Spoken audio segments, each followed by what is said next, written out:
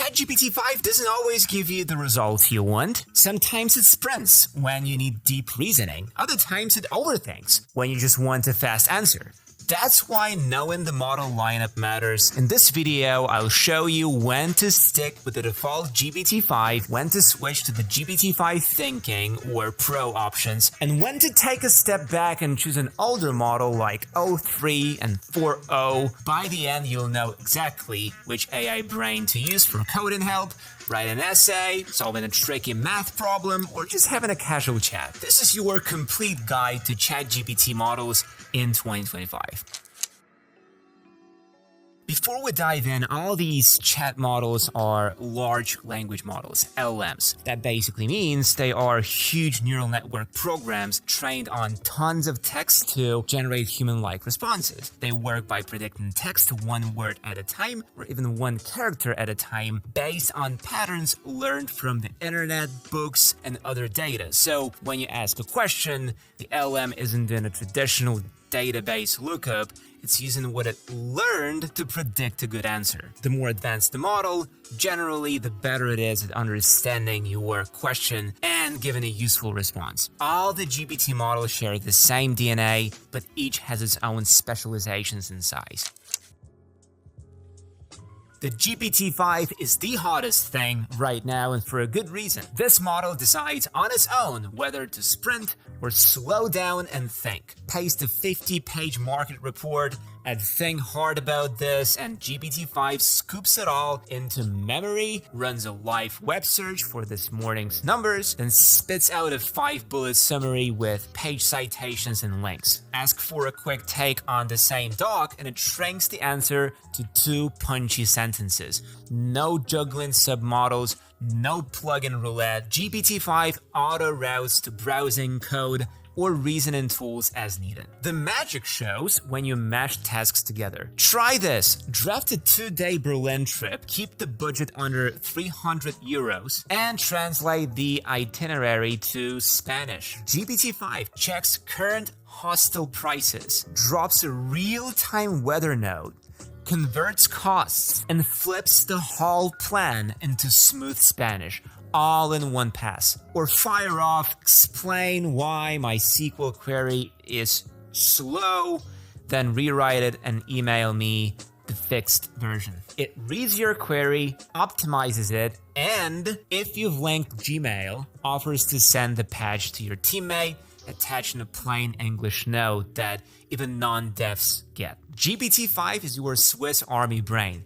Does everything reasonably well. The GPT-5 Thinking is the deep focus version. Same brain, but it always engages full chain of thought and tool use. Great for financial models, multi-step data analysis, long legal drafts. Expect slower answers in a daily cab, but you get rigor you can audit. Shows intermediate steps, cites pages, even runs code to double-check results. Overkill for what's 12 times 9, but gold when you need rock-solid logic. And the GPT-5 Pro is the power tier for heavy users. Extended context up to 272,000 tokens, higher rate limits, priority speed, and early access to new agent features like automated email, calendar, or API workflows. Pro is ideal for founders, analysts, and dev teams who feed the model huge docs or run dozens of sessions a day. Still, it's not magic dust. The router can misfire. Sometimes GPT-5 overthinks a yes or no, or breezes past a naughty brief. Hallucinations haven't vanished. Verified sources, especially on niche data. For 90% of daily research, writing, planning, or light code though, GPT-5 is the tab you leave open all day. And if you want more control, turn on legacy models in settings. First, in the legacy models picker, you'll see GPT-4o, the Omni upgrade that OpenAI rolled out at the end of 2024. Think of it as the multi-tool in your AI drawer. Reads and writes text like classic GPT-4, but it also sees pictures and listens to audio. Voice chats, image uploads, on-the-fly image generation, can do it all. What can I do with GPT-4o? I can open voice mode and say, ChatGPT, can we have a conversation in French about the solar system? Les étoiles et tout ce qui nous entoure. So beautiful. It understands my English request, answers me in smooth French, and keeps the chat flowing at real-time speed. I can snap a photo of a parking sign, upload it, and ask, can I park here after 6 p.m.? ChatGPT will help with that. Or I can type, generate an image of a futuristic city skyline at sunset, and it will create a decent sketch. Day to day, I used to lean on GPT-4o when the task mixes media, recording a voice memo, attaching a photo, then asking follow-up questions in the same thread. Even now, it is also solid for normal writing, emails, outlines, code snippets, summaries, and it formats answers neatly with headings or bold text, even if I forget to ask. I know all these new GPT-5 capabilities sound exciting, but, a bit overwhelming. AI headlines scream layoffs and automation eats jobs. Meanwhile, you're drowning in tabs, tutorials, and tool of the week hype. Whether you freelance, clock in 9 to 5, or build a business, the real pain is falling behind while others ship faster with AI. You want more sales, more clients, smaller workload, but not another stack of courses. That's exactly why we built AI Master Pro, 3 universal tracks that turn you into an AI-powered version of yourself. One 99% ready system with plug-and-play prompts and workflows. The only missing piece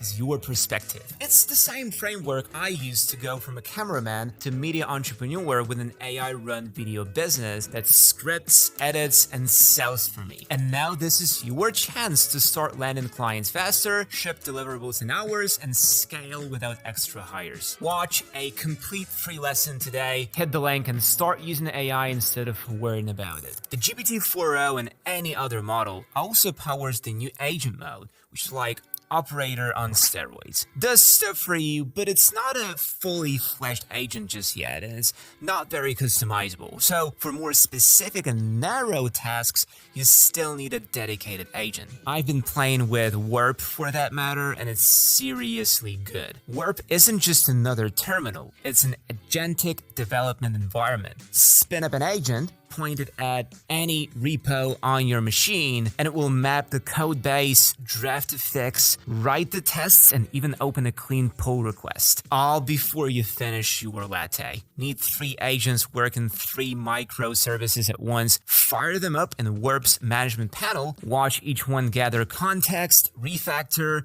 and push to GitHub while you hover reviewing the built-in editor.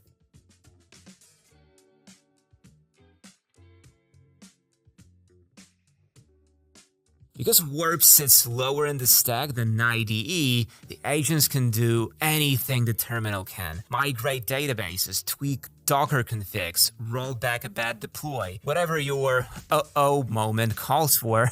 And you stay in control. Set guardrails, step in mid-run, or hand them full autonomy when deadlines bite. If you want to see what an agentic development environment actually feels like, Warp Pro is $1 for your first month this week only. Links below, grab it, unleash a few agents, and turn your backlog into yesterday's news. The flip side of the 4o is that it's a generalist. For deep logic puzzles, advanced coding, or the freshest news, GPT 4.1 usually outperforms it. And because GPT-4o was trained on data only up to late 2023, it might need a gentle nudge to search the web for very recent facts. It can also run long. If I don't set a word limit, I explain more than I need. If you're a Plus user and you care only about raw text quality, you'll probably switch to GPT 4.1. But whenever a project involves sound, images, quick sketches, or real-time translation, GPT-4o is the option I keep reaching for. This flexibility is hard to beat. One model, one chat window, and I can jump between talking, showing, and typing without switching tools. Well, at least the GPT-5 came around, this was true. Slide the picker down a bit to 03 and you'll switch ChatGPT into detective mode. This model isn't just reciting facts from memory, it plans a whole investigation before it answers. Ask a tricky question and O3 breaks it into steps, grabs the right tool for each one, and only then hands back a result. I'll seed hunt for web pages, run a quick Python script, read a PDF, or zoom in on a detail in an image, all inside the same chat. Yes, it thinks longer, so a big query might show search in or run in code for a few seconds, but the payoff is a rock-solid answer that smaller models would guess at. The magic shows up when raw knowledge isn't enough. If I ask, what will the weather be for this year's Paris Marathon and how could that change average finish times, O3 checks the marathon date, pulls the forecast, fetches last year's temps and results, crunches the numbers, and tells me, for example, that hotter weather could nudge times slower by about 5%, all backed by live data. Drop in a messy calculus problem, and it writes the algebra out step by step, double-checking itself with the Python tool. Hand it a bar chart, and it reads the axis, plots a fresh trend line, and explains what's rising or falling. Visual reasoning is wild. I can upload a random street photo and ask, where was this taken? O3 spots a cafe sign, matches a phone number prefix, and pins the location. No other model does that kind of layered clue hunting. There are catches. The O3 loves details, so if you only need a quick hitter, what's 12 times 9?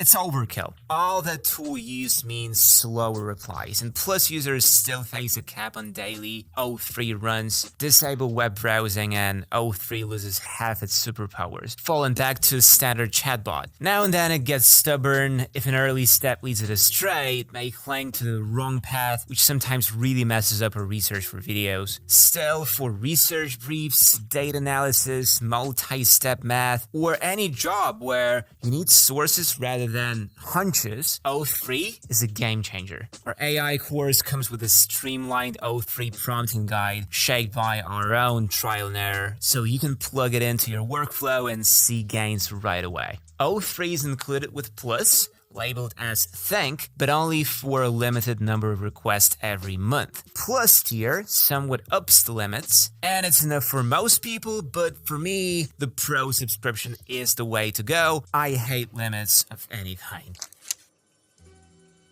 Regular O3 already breaks big questions into steps, grabs tools, and shows its work, but the O3 Pro does all that but slows down on purpose so it can dig deeper. Also, double-check itself and chase extra leads before it talks. Where O3 might search 3 sources, O3 Pro checks 5. Where O3 runs a quick calculation, O3 Pro tries a few variations to be sure the numbers hold up. The result is a longer, more nuanced answer that's as close to bulletproof as ChatGPT gets. You feel the difference in high-stakes jobs. Ask build a detailed SWOT analysis for an electric scooter rental launch in a mid-sized city, backed by real data. The O3 will pull stats and give you a solid outline. The O3 Pro keeps going, scrapes pilot program reports from similar cities, lists exact ridership numbers, cites news articles about setbacks, and stitches everything into a polished brief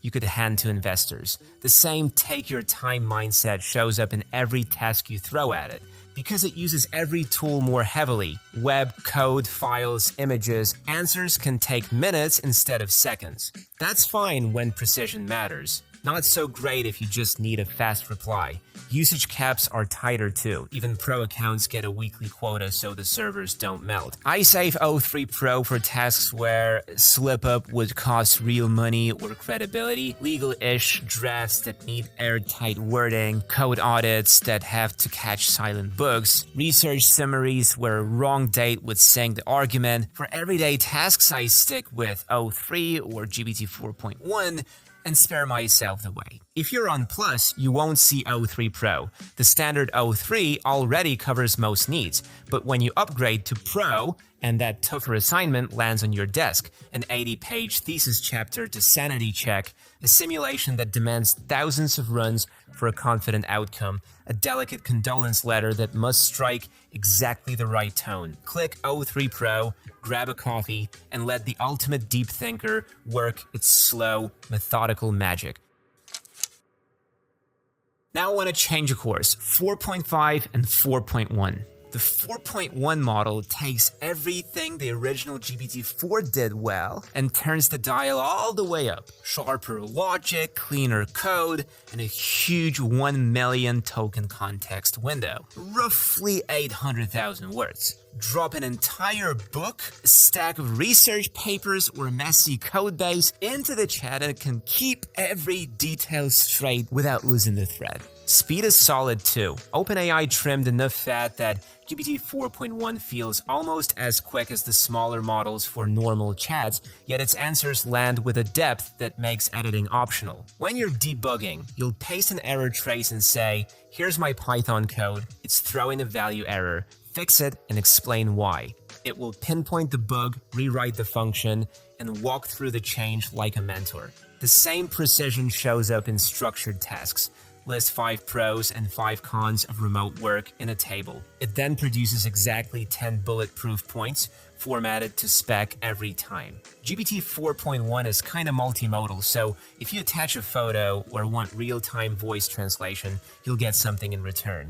And because it sees a wider training set and got extra fine-tuning, GPT 4.1 also drifts off topic far less than earlier versions and hardly ever mixes up facts in routine use. That makes it my default for reports, essays, proposals, anything where accuracy matters. But I said it before, and I'll say it again. Prompts matter. If you give a bad prompt to the best AI there is, you'll still get gibberish. Writing effective prompts is an art, but you don't have to start from scratch. Prompt Lab Pro packs 300 plus prompts we've battle tested across sales, marketing, SEO, freelancing, and more, each with a short walkthrough that breaks down the why behind the wording. Learn the pattern, tweak it to fit your task, and ship faster so your copy converts, your outreach lands, and your projects start showing real gains instead of just prettier text. As for the 4.1, there surely are trade-offs. Very large prompts do add a few seconds of processing, and plus users still face message caps. But those are small prices for a model that can read an entire thesis and answer follow-up questions in the same thread.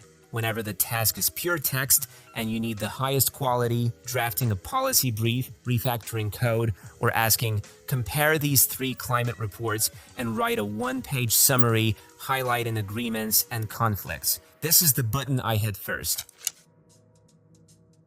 And like I said earlier, there's another interesting model you might be missing, the GPT 4.5. This model was the biggest leap since GPT 4.1 built as a research preview to test how close OpenAI can get to GPT-5 without saying the name. They fed it more data, extra training tricks, and sharper sense of tone. When asked for a 3-paragraph product launch or cover letter that sounds both confident and warm, the text arrives polished enough to paste straight into an email. It feels my intent, spots formality cues, and never slips into robotic filler. Because the model is massive, it keeps sight of a long story arc or detailed argument better than anything else in the lineup. I can draft a 10-page chapter, leave a note, add a subtle joke about black holes, and a hopeful twist at the end.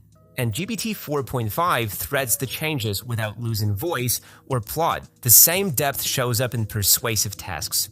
Write a heartfelt graduation speech for my sister, sprinkle in her love of astronomy. This delivers a touching talk that lands both the humor and the emotion. For practical advice, it doubles as a thoughtful coach. I'm burned out in marketing and thinking of data analysis. Walk me through pros and cons. The reply balances feelings and facts, lists concrete next steps, and somehow sounds like it cares. Accuracy is better too. If I ask, summarize the key points of the 2025 UN climate agreement, it cites the right facts instead of inventing them, and when it doesn't know, it's more likely to admit that.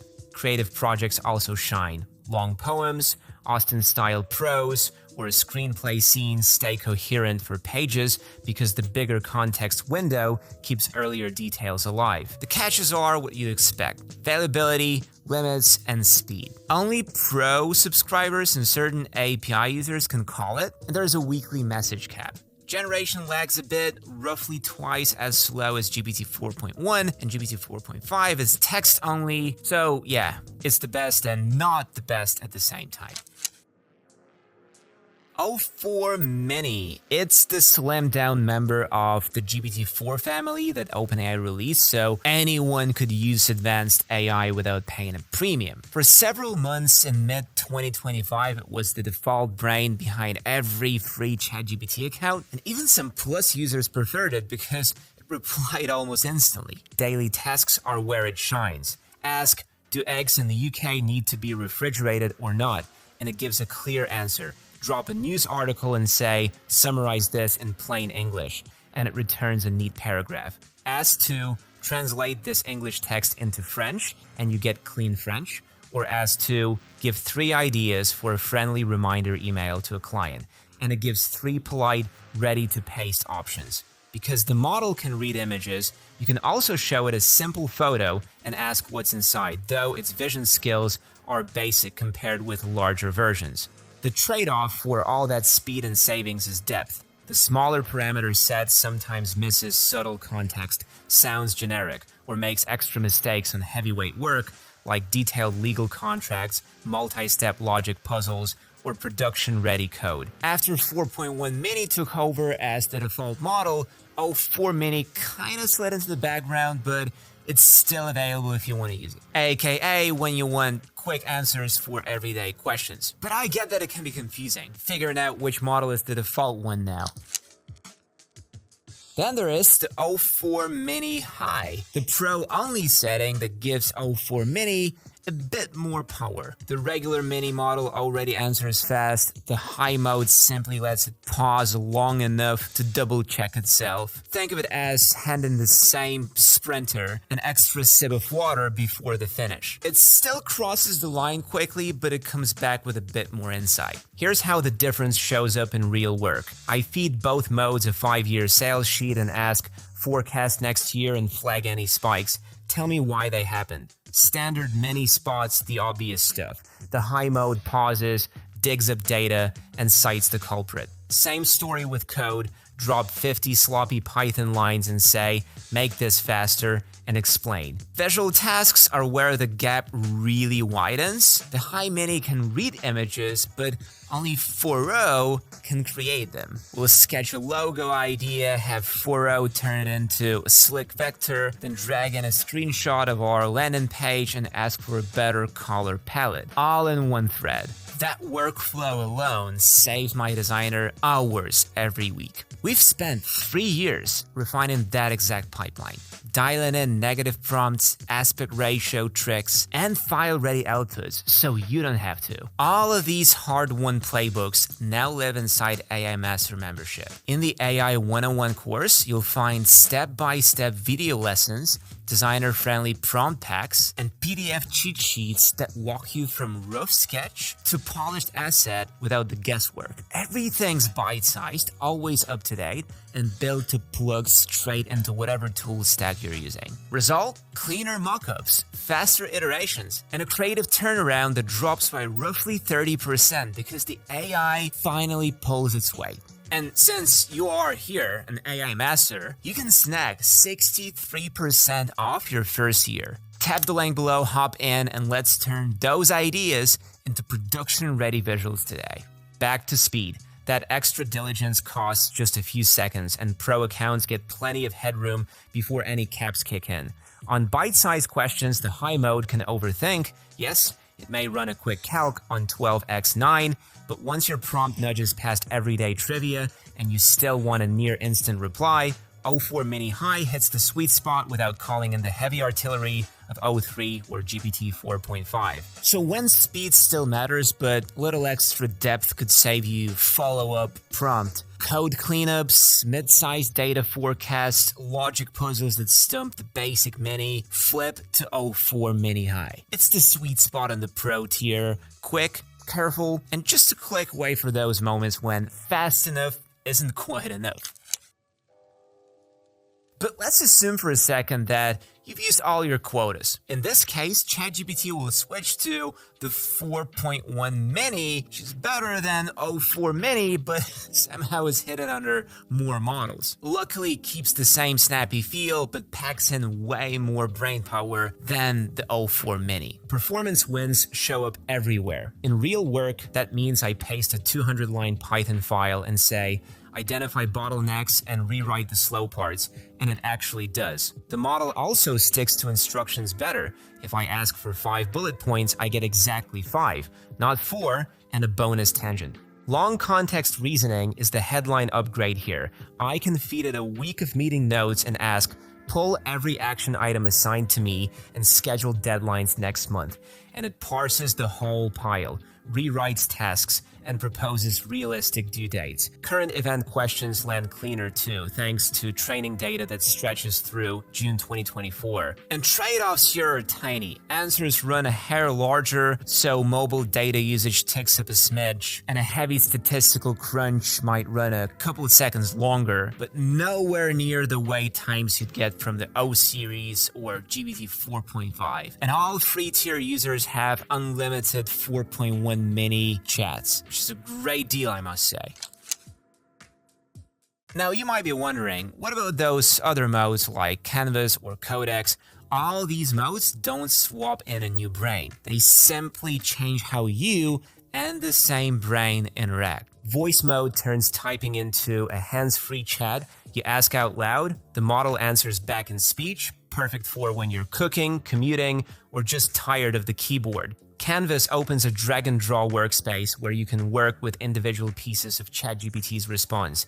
Deep Research starts a workflow that chains together tool calls to fetch sources, run quick calculations, and hand you a tidy mini report without all the manual back and forth. None of these modes make the model itself smarter. Whether you pick GPT-4o, GPT 4.1, o3, or any other, that selection sets the brain power. Modes are just convenience wrappers. Voice when you can type, Canvas when direct control matters, and Deep Research when you need citations fast. Pick the model for raw capability, then pick the mode that feels easiest for the job at hand. Choosing the right brain in the picker comes down to speed, depth, and media you are working with. For quick day-to-day tasks like translations, summaries, rapid brainstorming, I open with 4.1 mini or the 04 mini. Whenever images, voice, or multilingual back and forth enter the scene, GPT-4o takes over. Clean writing, solid code, and detailed analysis are for the GPT 4.1, while GPT 4.5 is best when I want that final draft polish. Hard, multi-step puzzles or live data hunts go straight to O3, and if the margin for error is 0, O3 Pro takes the spotlight. But if you want it simpler, use the 4o for most tasks, O3 for reasoning tasks, and the rest only if these two fail. And remember that prompt quality still makes or breaks every model. Garbage in, garbage out. On the free plan, you chat with 4.1 mini all day, and when you have your quota,